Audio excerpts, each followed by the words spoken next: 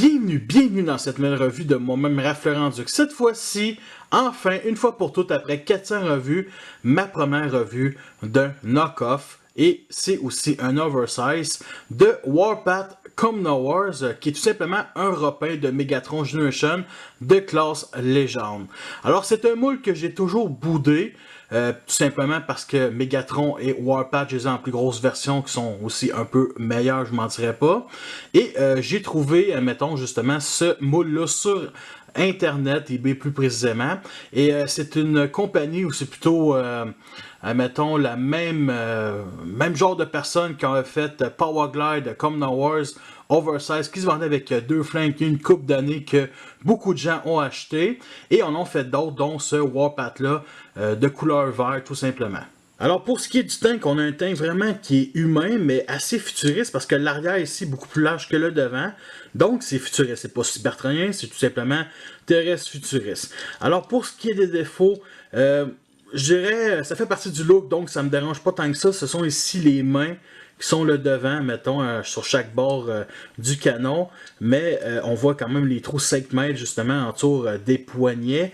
Mais comme je dis, ça fait partie du look, donc ça passe assez bien. Sinon, vraiment, le pire point négatif, c'est que la tige ici est beaucoup trop longue, donc on a un énorme trou, malheureusement ici, fait que la tourelle n'est pas droite tant que ça. Pour ce qui est des couleurs, ce qui est pas peint, c'est bien entendu le vert qui est très omniprésent. J'aime beaucoup ce vert-là, il fait très jouet, fait que ça fait pas trop réaliste, mais ça passe quand même assez bien. Juste pour dire aussi que s'il aurait vendu seulement en rouge, je l'aurais pas acheté, j'ai pas besoin d'un autre Warpath, tout simplement. Alors pour ce qui est de la peinture, on a bien entendu les chenilles ici, de couleur silver qu'on retrouve justement ici à l'arrière, ce genre de réservoir là qui va former les genoux en mode robot. Sinon j'ai mis un stickers tout simplement Decepticon parce que oui c'est un Decepticon, tout simplement ici sur le canon, je trouvais que ça faisait un peu original. On a quelques détails ici, comme les genres d'écoutilles qu'on retrouve un peu ici à l'avant. On a un énorme trou ici, qu'à la base sûrement c'est un trou 5 mètres pour acheter une arme secondaire. Ici c'est beaucoup trop gros. Et on a des genres de pinces ici à l'avant, parce que oui, pour le moule original qui est Megatron Generation, ben il se vendait avec un genre de petit insecticon qu'on pouvait transformer en un genre de pare-choc ici, qu'on mettait à l'avant. Mon ami Tef me l'a vendu, malheureusement ben, c'est un oversize, donc ça se plug aucunement. Il aurait dû nous fournir tout simplement avec son propre chop oversize tant qu'à moi. On a la tourelle qui pivote, justement le pivot est à l'arrière de la tourelle et non au milieu comme d'habitude, et on peut justement le lever ici sur cet angle-là. Du point de vue dans le dessous, à part l'arrière de la tête qui est extrêmement visible, on a ici les cuisses, mais on ne devine pas que ça en est. Sinon d'autres parties creuses, on a ici des petites roulettes, ceux d'en avant sont beaucoup plus vers l'intérieur, et ça roule quand même très bien.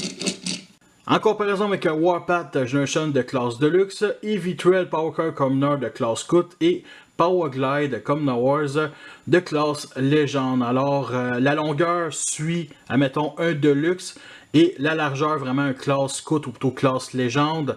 Donc, c'est entre classe Scout et classe Deluxe, tout simplement, cette grosseur de ce oversize-là. La transformation reste assez basique, mais assez intéressante pour la grosseur du jouet. Alors, on vient ici d'éclipser l'arrière, justement, du tank, ainsi que l'avant comme ça. Alors, on vient tout dégager ça comme ça. On va les mettre sur cet angle-là. On place droit cette pièce-là. On lève ici ce qui va former le pied. Et on va venir pivoter ici comme ça. Et vous voyez ce petit peg là ici, où est-ce que je pointe avec mon pouce, ça va venir se plugger dans ce petit trou là ici comme ça.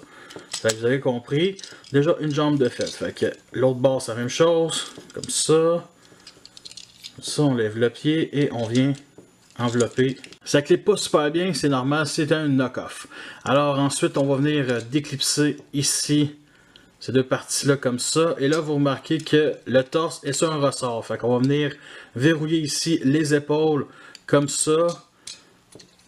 Parfait. Et on va venir juste placer ici ce peg-là derrière ce petit bloc-là. Comme ça. Parfait. Maintenant, on place droit ici les avant-bras. Comme ça. Et on peut faire, admettons, comme Megatron et Warpath et laisser le canon de main. Moi, pour l'instant, je vais juste le virer de bord. Comme ça. Et le voici en mode robot. Alors c'est clair que le moule a vraiment été fait pour Megatron et non Warpath. Warpath, absolument, le canon de Sting, c'est au milieu du torse. Fait que les gens qui l'achètent pour Warpath vont toujours être un peu insatisfaits. Alors je dirais que les points négatifs, en commençant par peut-être la proportion du corps, je trouve quand même qu'un torse très mince comparé, mettons, ici les abdos, la fourche, les cuisses passent assez bien. Puis ici les jambes sont vraiment très larges. Sinon, il n'y a pas de backpack, c'est super ça. Par contre, il y a quand même des parties creuses ici, justement dans le dos. Je sais que pour la version officielle, c'est ça aussi. Je sais pas pour la tête par contre. Et je trouve qu'il manque quand même un peu de peinture, admettons, sur les pieds. Il y a aussi de la peinture dorée ici aux abdos, comme Warpath, comme Nowhere. J'ai rajouté aussi un symbole de Decepticon ici au milieu du torse. Il n'y avait justement aucun symbole qu'elle nous a vendu avec. Des stickers écrits Red Knight, tout simplement, Chevalier Rouge, qui représente bien entendu War Dog, Bad Cube, qui est Warpath pour les Masterpieces, que mon ami TFTF m'a donné. Et je trouve qu'honnêtement, juste rajouter ça, même s'il n'est pas rouge, ça fait déjà beaucoup moins monochrome sur une figurine qui n'a pas énormément de peinture, même s'il y en a quand même un petit peu. On a aussi d'autres applications de peinture sur la tête, tout simplement des optiques jaunes. Alors ça lui va quand même assez bien. Bien entendu, Warpath, c'est un Autobot, mais sérieux, justement en vert comme ça fait vraiment très Decepticon. Fait que je regrette vraiment pas mon achat. Vraiment une belle tête aussi. Il y a peut-être juste, mettons, le crâne qui est très épais, mais bon, c'est Warpath. Fait que pourquoi pas. Alors pour ce qui est des articulations, on a justement la tête qui est sur un pivot. Les articulations sont très tight. Honnêtement, ça me surprend pour un knock-off. Bas joint ici à l'épaule, donc vers l'avant, vers l'arrière, comme ça ici sur le côté. Aussi bas joint pour le coude, donc 90 degrés vers l'avant, à gauche, à droite. Bas joint aussi pour les jambes, fait que vers l'arrière, vers le devant comme ça. Ici, un petit pivot. Sinon, une petite articulation ici comme ça. Un peu moins de 90 degrés pour le genou. Et bien entendu, le pied, on peut le rabaisser, mais c'est dû à la transformation. Et pour ce qui est de la stabilité, elle est quand même très bonne. Avez-vous vu la grosseur des semelles? C'est clair qu'elle est très stable. Alors pour ce qui est de ses armes, alors on a son canon principal ici que j'ai mis de même. Honnêtement, tout simplement en mode passif. J'aime bien. Alors on peut faire comme Megatron et Warpath et le laisser tout simplement sur le bras. Mais moi je préfère vraiment juste le pivoter ici comme ça, sur le bras pour faire un gun, comme s'il tenait dans sa main. Fait que ça lui va quand même assez bien, c'est normal aussi. Alors, à part de ça, j'ai rajouté aussi un petit flingue qui vient de Sideswipe Generation.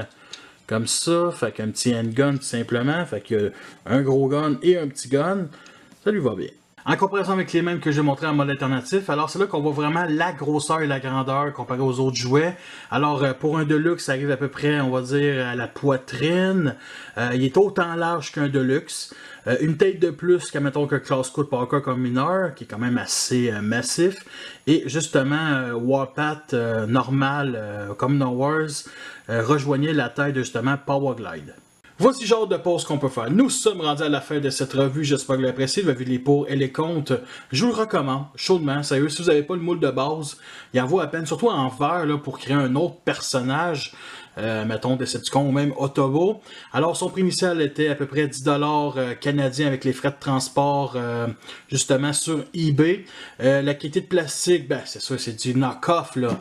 C'est clair que du knock-off, ça vaut pas grand chose, mais à date, pour l'instant, je l'ai transformé peut-être 10 fois, ça n'a pas cassé. C'est correct, il y a quand même quelques petits marques de stress, mais ça n'a pas cassé. Sérieusement, j'ai déjà eu beaucoup de knock-off que j'ai acheté dans les boutiques, genre Dollarama à 1$, 2$. Puis honnêtement, ça vaut quand même le prix de 10$. C'est vraiment de la meilleure qualité, mais bon, ça ne bat pas celle d'Hasbro.